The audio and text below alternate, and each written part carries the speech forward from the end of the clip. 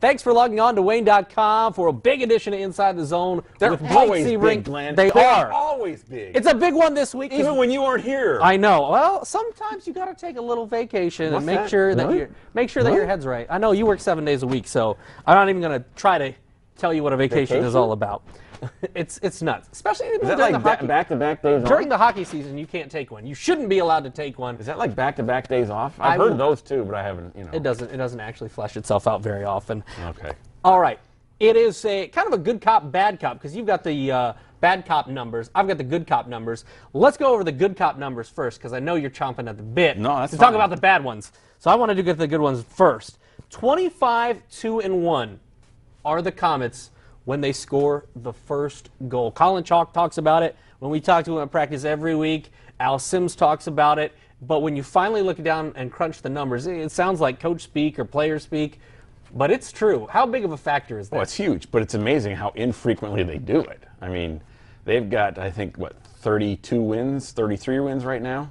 And they've got 25 of them when they score the first goal. Right. I mean, it's like, come on, let's put a better effort out early, But, how many times at home have we seen them fall behind early? So many times recently, I feel like the good part, though, is if they fall behind at home, they seem to make it up from the games that I've seen. Right, but I think my point is they could make life so much easier on themselves if they had that kind of burst of energy at the start rather than, oh boy, we're behind, we got to step it up. That's the kind of thing that way. Okay, I will grant you that. 28-0-1 though, when going into the third period with the lead. Yeah. It's like Mariano Rivera out there, lights out if you're leading after. And they almost lost it. Was it Friday night against Allen? They almost lost that.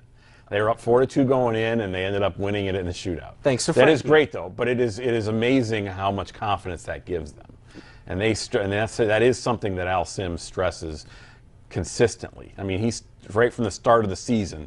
That is something that they really, really work on. So those are two things that are trending in the Komets' favor, specifically the 28-0-1 in the third. How do you make that happen? How do you make? You said Al Sims makes that a focus. How do you do that, and how do the Komets make that work out in their favor every time after time? Well, when they are up, they play more defensive style.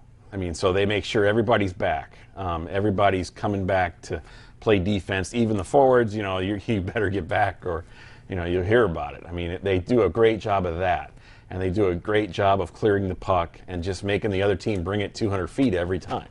So those two stats are the good stats. They're great stats. The bad stats are the ones that I see on your paper right now. These are not good. No. And I didn't have any idea. I was just wondering. This wasn't like I went looking for these to see, oh, this is going to be bad news. I was shocked that some of them were as bad as they are. We all know the Komets have struggled to score late. They've got 28 goals in their last 10 games. They're 5-4-1 because they've only given up 31 goals, but 28 goals is not going to get it done over a 10-game stretch. And over a 20-game stretch, it's about that too. They really are not scoring much at all. And I was wondering who wasn't scoring. So I went and looked, and Brett Smith has 1 goal over his last 8 games. Bobby Chaumont hasn't had a goal in 11 games. J.M. Risk has had 2 goals in 13 games. Jesse Benefield, 1 goal in 14 games. Although he is on the IL. He has spent it's some still time the on 14 IL. games he's played. Okay. He scored 1 goal. Stefan Thorne, 1 goal in 15 games. Tom Mealy, 1 goal in 14 games. Leo Thomas hasn't scored a goal in 19 games. That's 7 out of your 10 forwards right there that have not been able to put the puck in the net. And, if you're scoring 28 goals and you're 5-4-1, imagine how much difference 1 more goal per game could make. It really is quite significant. On the flip side of that, you have to give credit to, those are all offensive players. Yeah. Some of the defensive players, Frankie had a great week, had the hat trick in Friday's game. Which is a joke, too, because and I'm not a joke on Frankie. It's a joke on the league. That should not count as a hat trick. Okay. That's ridiculous. I wondered about that. Ross and I were talking about it. We had to look it up on Friday to make sure. It's a league rule. It's a joke. That's a joke. Okay. That's so amateurish. It's unbelievable. Frankie will take it. I understand. Frankie will take it. And Milam's been good, too. Milam's been great. Frankie's got 6 goals in 10 games. Milam's got 4. That's 10 out of the 28. The defensemen have I think it's 13 out of the 28, which means, you'd think the forward should score twice as much as the defenseman, and that's not happening. Well, that's true. How do you fix that? How do you rectify that if you're Al Sims? And This is the crazy thing. How are you going to score more goals? I'm not sure, because they're crashing the net. It's a skill thing. I mean, it's a hard work thing, and it's a skill thing. I mean, they're crashing the net. I mean, that's what's really weird about this. You watched the Evansville game Saturday night, and they got shut out, and they probably had 25 really good scoring chances, and Evansville probably had 3. It was bizarre. I thought they totally outplayed them that game. They just didn't win because they couldn't score. But they give one turnover, and bang, it's in the net. And the one power play that Evansville got at that time, there's nothing Nick could do on either one of those shots. And the other was an empty net goal. One of the guys that you mentioned was Thorne. I want you to clear something up for me, because I was there for the beginning of the game on Friday against the Arizona Sundogs. They throw him out for taking off equipment. He had a game misconduct, but then he comes back in the game and scores. What did they do? Did they change the ruling? He prayed really hard. I was going to say, it must be a big Catholic thing on Friday. No.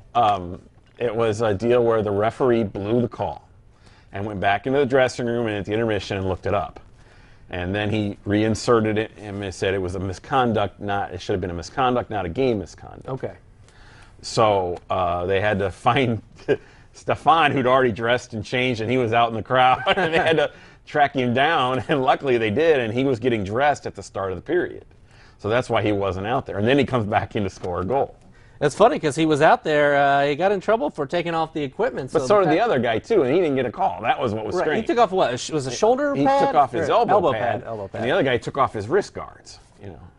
That was very odd. It was an odd. Because I was there for the beginning. Well, they fought 2 seconds in. I mean, they fought on the opening faceoff. Right. And then I look at the stat sheet midway through the game, and there's Thorne with a goal, and I thought, man, they must have changed that ruling. Yeah, and they never really announced it either. I mean, that was what was strange. Is I don't know if they didn't want to embarrass the referee or what, but they never really announced it. Well, it was odd to look at the box score, look at the score, and see everything. To go back to the scoring, I mean, at some point you've got to look at this and say it's a lack of skill. I mean, these guys got to produce. I mean, what are they getting paid for?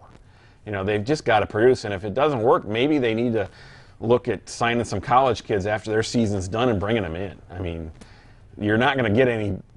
That's the problem right now, is you can't find anybody else that's got any quality or skill that you can bring in. The trade deadline's over. The European deadline's over.